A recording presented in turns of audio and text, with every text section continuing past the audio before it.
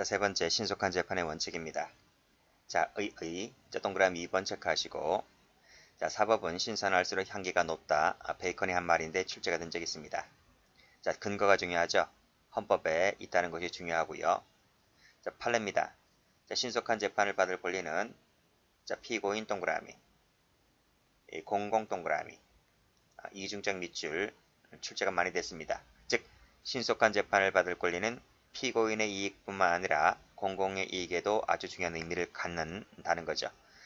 피고인에게는 어떤 점이 좋을까요? 재판을 빨리 끝내주면? 그쵸. 장기 구금이 방지가 되고 따라서 재판을 빨리 끝내주기 때문에 재판에 따른 불안 심리도 해소가 될 뿐더러 형사 절차에서 조기 해방되니까 빨리 사회 복귀도 할 수 있겠죠. 그런 장점이 있고 공공의 이익에는 어떤 도움이 될까요? 그렇죠. 여기 나와 있네. 실체적 진실 발견, 그리고 돈이 적게 들어가니까 소송 경제적으로 유리하고요. 재판이 빨리 끝나니까 국민에 대한 사법부에 대한 신뢰도 높겠죠. 그러한 장점들을 띈다 이런 겁니다. 출제가 많이 된 판례입니다. 시험은 이 제도적 구현도 출제가 잘 돼요.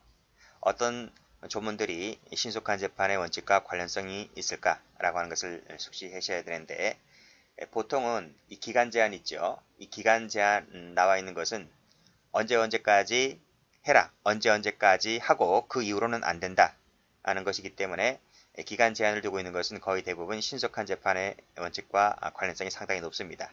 그래서 여기 보시면 동그라미 2번에 수사기관의 구속기간 제한이 있죠.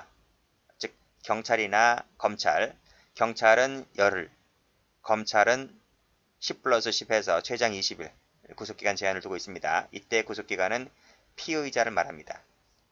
자, 넘겨보시면 자, 법원에서도 이 구속기간 제한을 두고 있는데 이건 피고인이죠. 피고인. 그래서 이 피고인의 구속기간 제한 최장 18개월입니다. 그 이후로는 안 된다는 거예요. 그러니까 이렇게 기간 제한을 두고 있는 것은 신속성과 관련을 맺고 있다. 이렇게 보시면 되겠습니다. 여긴 피의자고요. 나중에 다 배웁니다.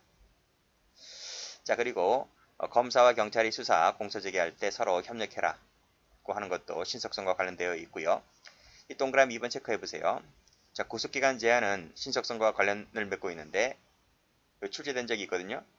공소제기는 언제까지 공소하라, 공소제기하고 그 이후로는 안 된다 이런 조문이 없어요.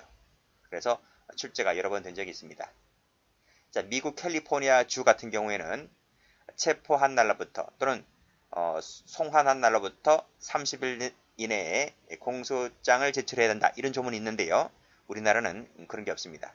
수사할 때의 수사기간이 오래 걸릴 수도 있기 때문에 언제까지 체포한 날로부터 구속한 날로부터 언제까지 공소장 제출해라 이런 조항이 없다고요. 그래서 이건 출제가 여러 번 된 적이 있기 때문에 이 부분은 색깔을 한번 칠해볼게요.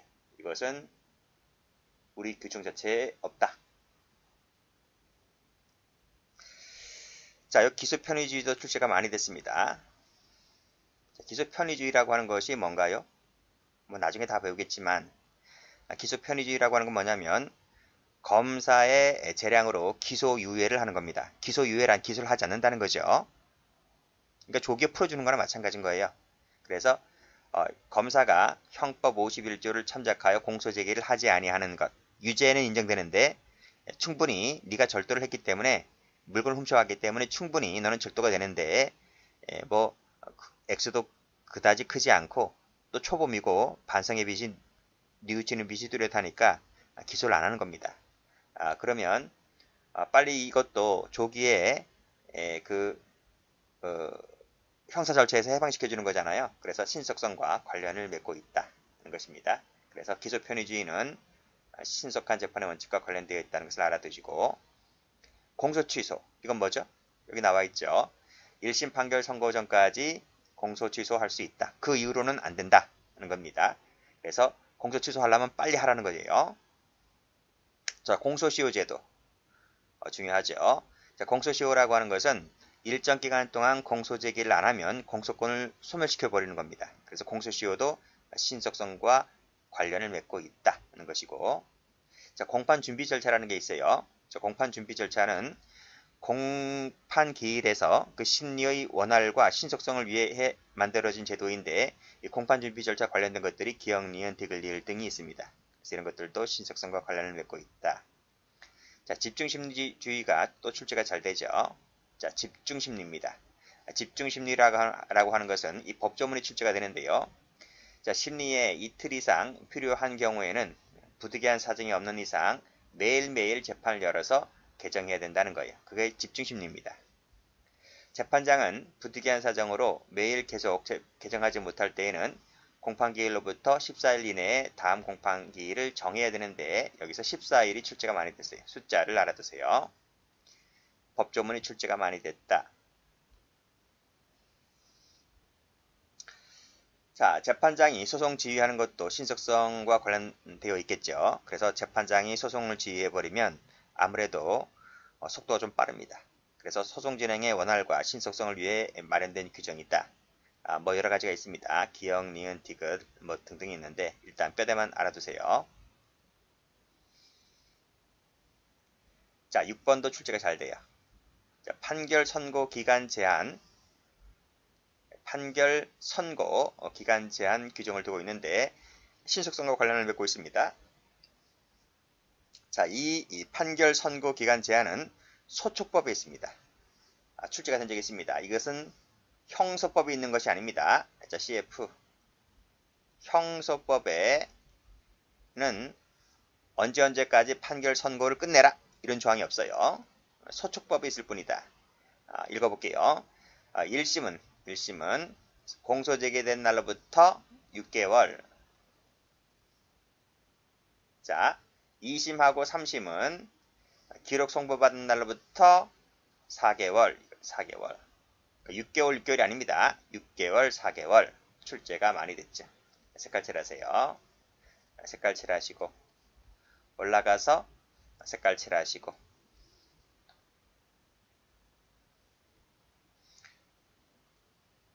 자, 궐석재판제도도 출제가 잘 돼요. 궐석재판제도 무슨 말입니까? 정당한 이유 없이 출석을 거부하면 출석 없이 공판 절차를 진행하는 거예요. 자, 궐석재판제도 받으시고 그 다음에 대표 변호인도 있거든요. 변호인 여러 명 선임할 수 있습니다. 옛날에 뭐 박근혜 대통령이라든지 뭐 또 누구야? 뭐 많잖아, 그쵸? 뭐 이재명이라든지 뭐 조국이라든지 뭐 삼성의 이재용 회장이라든지 10명 넘잖아요. 대표 변호인 제도가 있는데 이 변호인을 여러 명 선임할 수가 있는데 그 중에서 대표 변호인을 선임하는 것은 서류 송달 또는 통지 대상을 대표 변호인에게 하거든요. 그럼 대표 변호인이 그걸 받아서 이제 여러 다른 변호인들에게 이제 그 기록 송부를 하죠. 대표 변호인 제도도 신속한 재판과 관련을 맺고 있다. 자, 증거 동의라는 것도 있습니다. 이것은 뭐냐면 이 피고인이 증거로 할 수 있음에 동의해주면 증거 능력을 부여해주는 제도예요. 그래서 약간의 신속성과 관련을 맺고 있고 제가 말씀드렸듯이 기간 제한을 두는 것은 전부 다 신속성과 관련을 맺고 있다 했습니다. 언제까지 상소를 해라. 언제까지 상소 기록을 송부해라. 언제까지 이유서나 답변서를 제출해라. 이런 기간 제한을 두고 있는 것.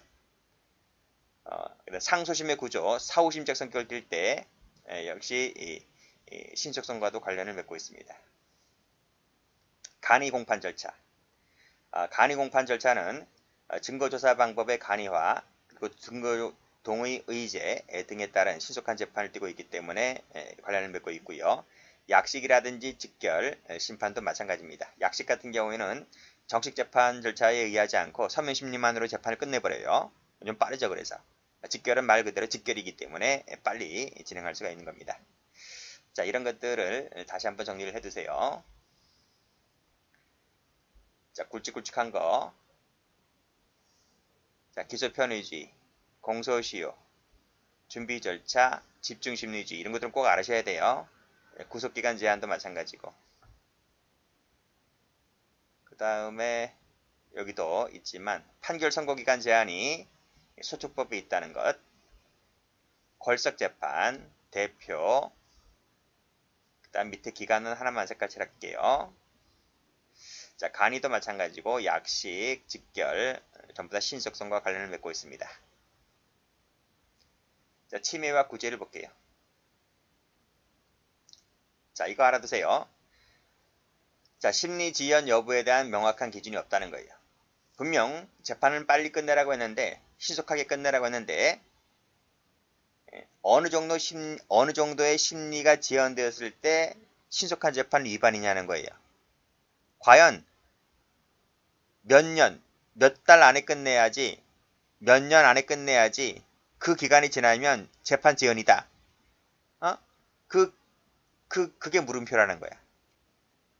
자, 여기 구제책의 출리함이 잘 나옵니다. 별표를 쳐보세요. 자, 형사법은 재판 지연에 관한 규정이 없어요. 언제까지 끝내고 언제까지 끝내야지만 되고 언제까지를 넘어가면 재판 지연이다. 이런 말이 없다고요.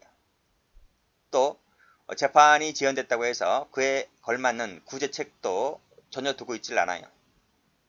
이 점이 출제가 많이 됐다는 겁니다. 2번 체크. 2번 인지문이 많이 나오는데, 따라서 현행법상 소송지연은 아무런 규정이 없기 때문에 면소 판결로 규정되어 있다. 공소기각 판결로 규정되어 있다 하면 다 틀려요. 근데 그러한 지문이 출제가 많이 됐습니다.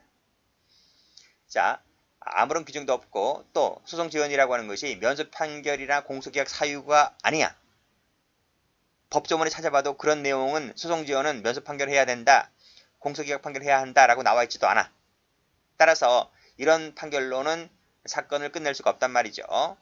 그래서 유죄 판결을 선고하되 양형에서만 고려하는 것이 어떻겠느냐라고 하는 것이 독일 판례 얘기거든. 이 동그라미 2번이 독일 판례 얘기인데 우리 대부분의 학자들이 그걸 받아들여서 자기 책에다 쓰고 있는 거죠.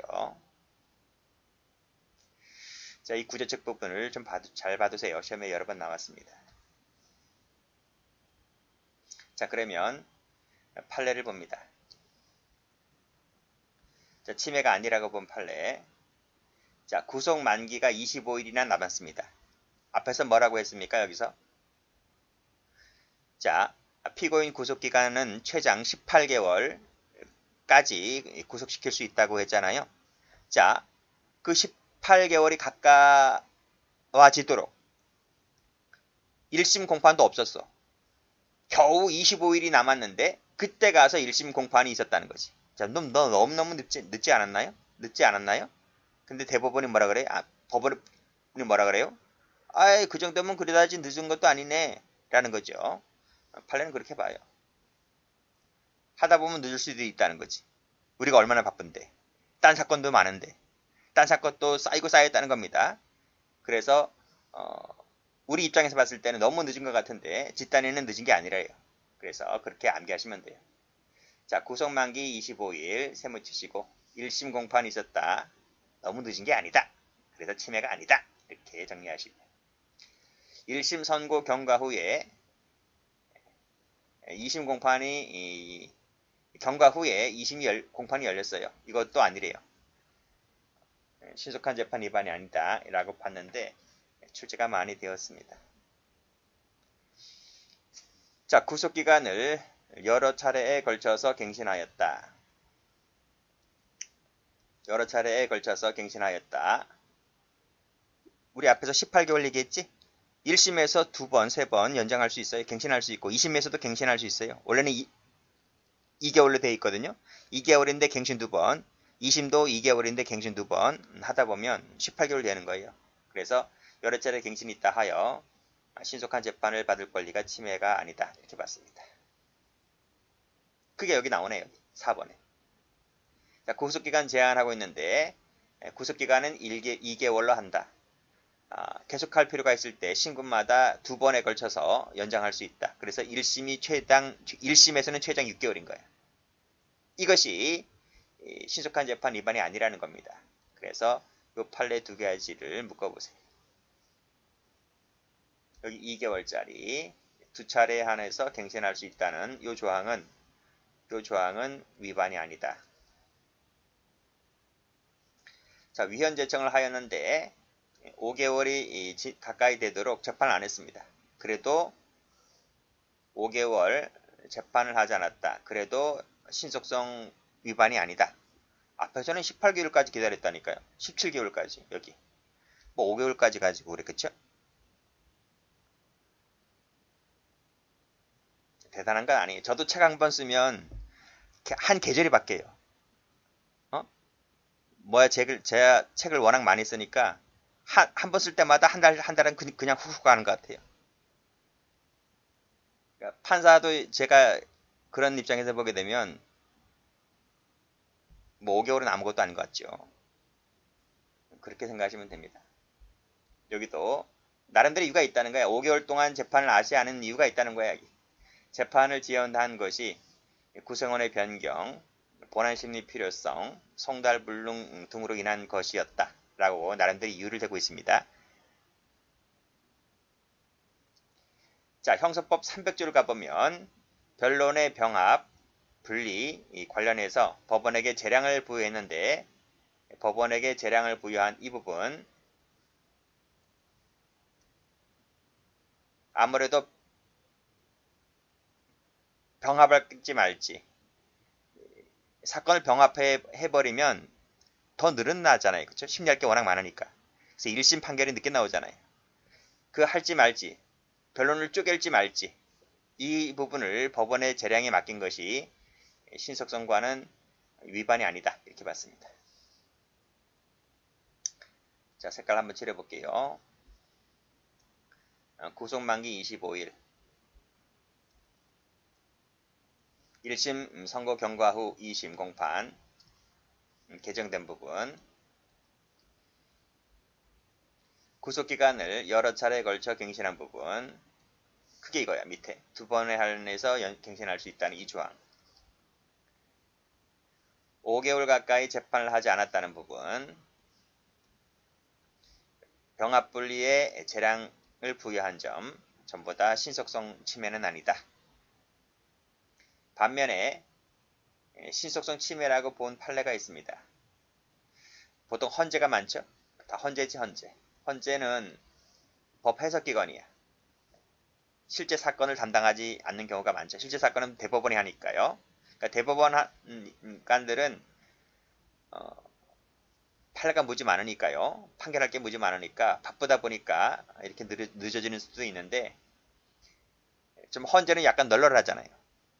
대법관이 하는 것보다는. 그래서 침해라고 본 판례가 좀 있습니다. 자, 군사법원 나왔네요. 구속기간 연장을 허용하는 부분인데 군사법, 군 동그라미. 군사법 기간이 연장을 허용하는 군사법원법은 침해라고 봤습니다. 자, 국가보안법 얘기인데요. 국가보안법에서 연장기간 최대 50일을 인정하는 부분, 50일을 인정한 부분, 그 국가보안법 조항 중에서 7조하고 10조야. 7조하고 10조에서 구속기간을 20일이 더, 30일보다 20일이 더 많은, 원래 최장기간이 30일이거든요. 근데 20일이나 더 많은 50일을 인정한 이 부분입니다. 침해라고 봤습니다. 자, 항소법원에 기록 송부할 때 검사를 거치도록 하는 이 부분. 검사를 거치도록 하다 보니까 재판이 더 길어진 거죠. 그렇죠? 우리가 고속버스를 타고 갈 때에도 어디를 경유하여 가다 보면 더 시간이 더 늘어지잖아요. 그런 것과 마찬가지로 이거 위헌이라 봤습니다. 그래서 이 법이 개정되어서 지금은 검사를 거치지 않도록 법이 바뀌었죠. 자, 이 부분은 색깔을 군에다 색깔 칠하시고 군에다 색깔 칠하시고 7조하고 10조에서 50일을 인정한 부분 그 다음 검사를 거치도록 한 부분 정리하시면 됩니다.